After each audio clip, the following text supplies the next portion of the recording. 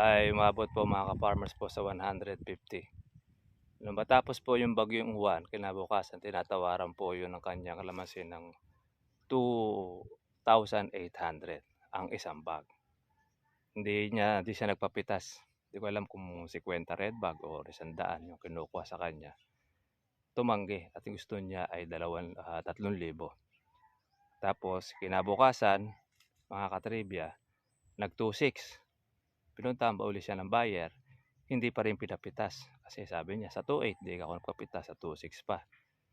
Eh, nangyayari, nagdire-diretso po ngayon ng baba ng kalamansi. Sayang, nasa 150 red bag ang makukuha niya sa halagang 200 to 150 red bag. Mapipitas niya sa halagang 2,800.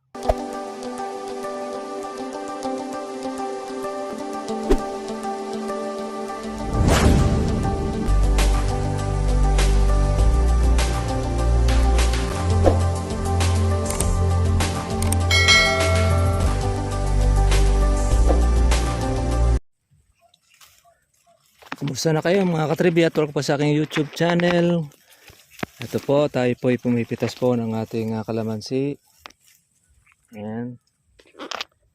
Gandang umaga po sa lahat mga katribya. Happy farming po sa ating pong mga kasubscriber. Ang ating pong magkakalamansi. Tayo po ay mahalaw ng ating mga bunga. Sapagkat pwede na po natin siyang pitasin. Para noon yung ating pong mga bagong bulaklak, yung ating mga buko na palakihin ay makaporma. Kasi pagka hindi po natin pipitasin mga katribya, itong ating pitasin, kukuhan po yan. Hindi po makakalaki po yung ating pong pansunod. Kaya dyan po tayo dapat na maagap. Kasi una-una, kung hindi pipitasin yan, merong ibang pipitas niyan. Kaya yung pong mga salot.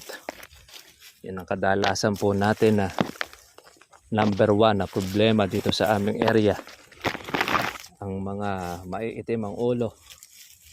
Mga salot sa lipunan. Yan. Yung mga kawatan. Yan, nagkalat mga katribya. Kaya eto, yung mga tira nila, yan po yung ating pinipitas. Kaya ito, hindi na po ito basal gaya ng dati. Hindi po pa uuna yun, kahit mga maliliit ay papatulan. Kailangan nila mga katribi po yung panggasto sa kanilang mga bisyo. Hindi man natin alam kung sila po ay nagsisipag droga o kaya kung saan ginagamit. Pero yung iba alam ko sabungero, itinantataya sa manok. Meron naman akong kakilala kawatan, adik naman. Kaya alam po natin kung saan nila dinadala po yung pera, hindi dahil doon sa kanilang nagugutom na pamilya. Pero kahit na nga po magutom halimbawa yung pamilya, kung galing naman po sa nakaw, mahirap pong atimin sa sikmura yun. Konsensyahin sa bagay. Yung mga kawatan na yan, wala na pong mga konsensya yan, mga katribya. Kaya pitasin na po natin. Yan po ang tira po nila. At least kasi na araw-araw, di mo naman natin mga ka-farms mahuli. Pero gumagawa rin po tayo ng kaparaanan para po masakote ang mga ito. Pero may mga kuha na po tayo, mga prime suspect ng mga kawatan dito sa aming area. Siguro samantalahin na po nila yung kanila pong pagnanakaw.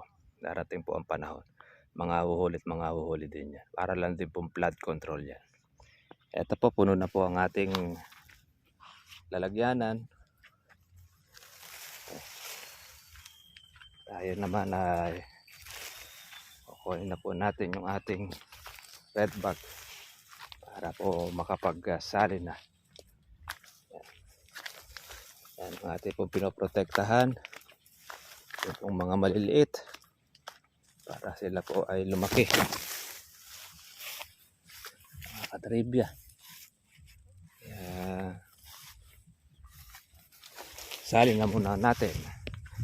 Kaya magandang umaga po sa lahat ng ating po mga ka-farmers. Happy farming day po sa inyong lahat. At syempre, ay tuloy-tuloy lang. Bagamat ang kalamansi po ay hindi naman po nagbabago at the same pa rin po ang presyo, ay maganda pa rin dahil libo pa rin siya mga katribya. Sige, sali muna natin.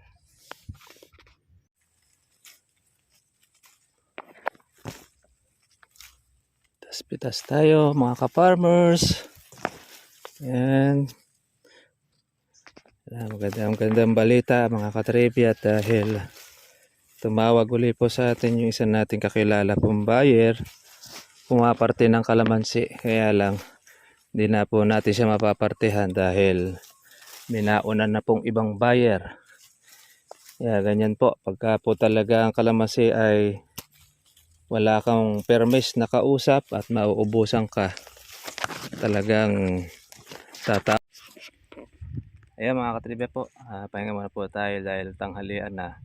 Tayo po muna po ay mag-break para po kumain po ng pananghalian. Meron na po tayo mga katribya po kulang isa dahil meron naman po tayong hinog. Plano po natin ay makakuha po tayo ng 2 bag. Ngayon tumawag po sa atin po muli mga katribya po yung isa po natin kakilala pong buyer at pumaparte po ng kalamansi. Kaya lang po mga katribya, sabi ko nakakuha na po doon tayo sa iba, mahirap na po niyang tangan dahil kukulang naman po yung isang kabila.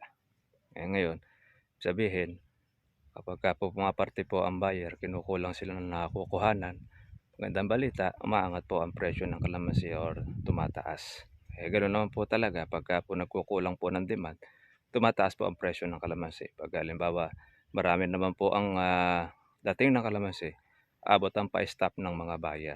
Ngayon abot ang padagdag, ibig sabihin tumitinag na po muli ang kalamansi po natin. Yung sabihin ibang dagsa sa iba pong mga lugar, siguro unti-unti na po mga nauubos.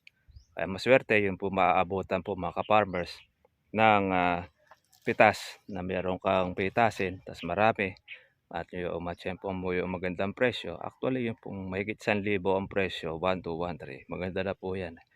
Kasi sa 500, sa 550 umuobra tayo ng mga nakakaraan. Lalo na rin po yung ganyan mahigit pa 1,000, okay na siya. Kaysa naman po ang pumitas mga ka-farmers ay mga mandurugas, mga kawatan na mga salot ng lipunan. Kaya marami po mga trivia. Meron yata yung kakilala na talagang nung mataas po ang presyo ng kalamansi, tinanggihan niya. Ang kanya pong pitasin ay umabot po mga ka-farmers po sa 150. Nung matapos po yung bagyong Juan, kinabukasan tinatawaran po yun ng kanya kalamansi ng 2,800 ang isang bag.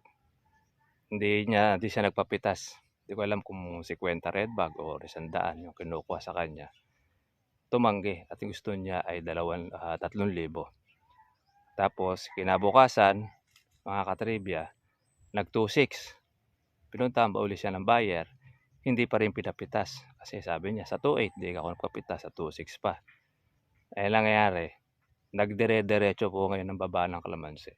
Sayang, nasa 150 red bag ang makukuha niya sa halagang 200 to 150 red bag mapipitas niya sa halagang 2,800. Palagay mo nang makakuha ka na lang ng 100 red bag sa 2,800, may 280,000 sana siya.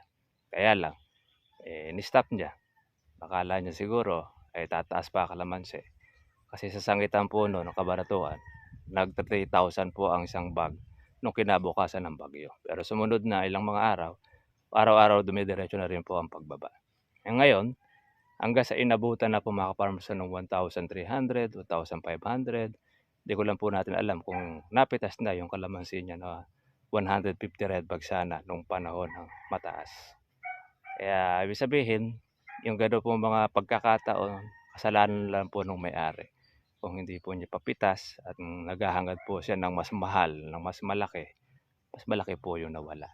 Dahil kung ngayon, kung hindi niya pinitas yun, tsak marami na po yun ng mga may silay. Eh tayo mga ka-farmers, hindi na po natin nakukuha magpalaki ng bunga dahil marami pong mga salot na mga kawatan. Kaya kung po pwede sa buyer, pinipitas na po natin para nun, meron ulit tayong pansunod kaysa unahan ka pa po ng mga tulongges. Although na talagang yun po ang trabaho ng mga yan. Pero meron na rin po tayo mga prospect kung sino po yung mga yan. Hindi naman sa habang panahon ay puro ganyan po mangyayari. Siyempre, gawa rin po naman tayo ng pamamaraan na legal, hindi po illegal.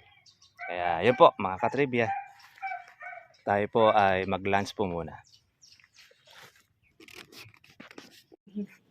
Ito mga katribya, pili muna tayo ng ating recheck.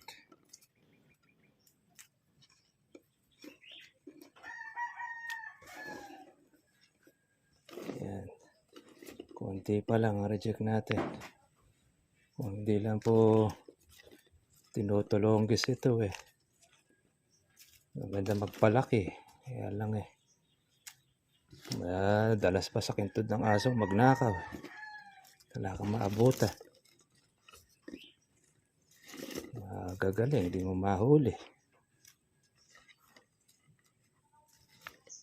Palibasa kasi grupo.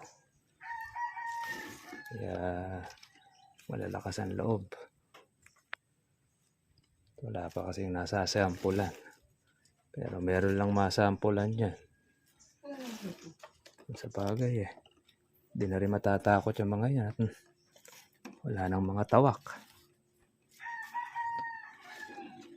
Lalo na kung ginigiyangan eh. Kailangan pang suporte.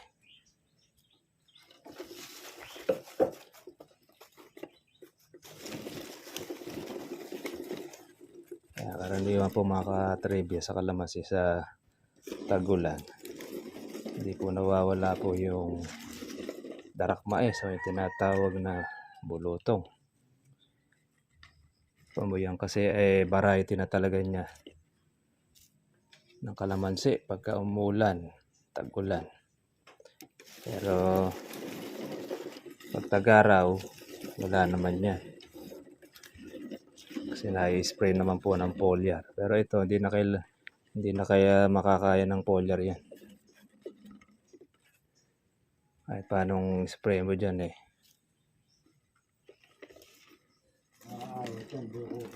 Ayun, yung buko tsaka yung sa umpisa. Wala na. Kahit paanong dermatologist ang gawin mo dyan eh.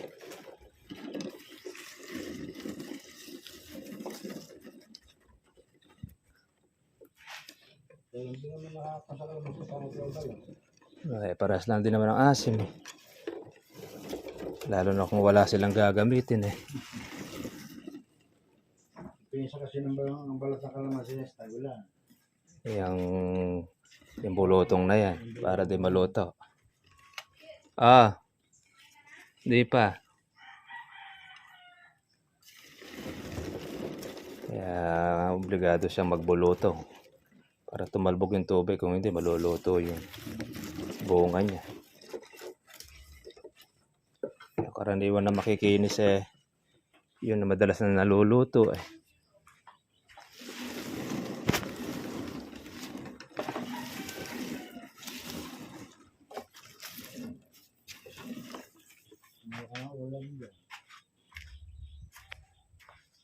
Naluluto.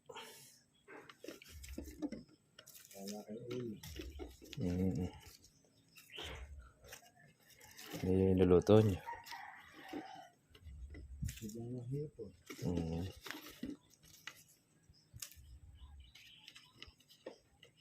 Paborito pala ni Carding. Sawa na eh kasa baboy. Kasa manok eh.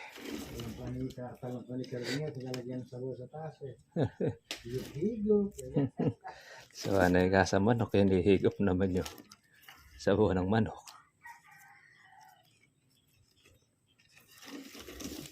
Sawa pala pagka wala. Pero pagka nandyan ay sabik. Yan, mga katribya. Ito yung ating hinog.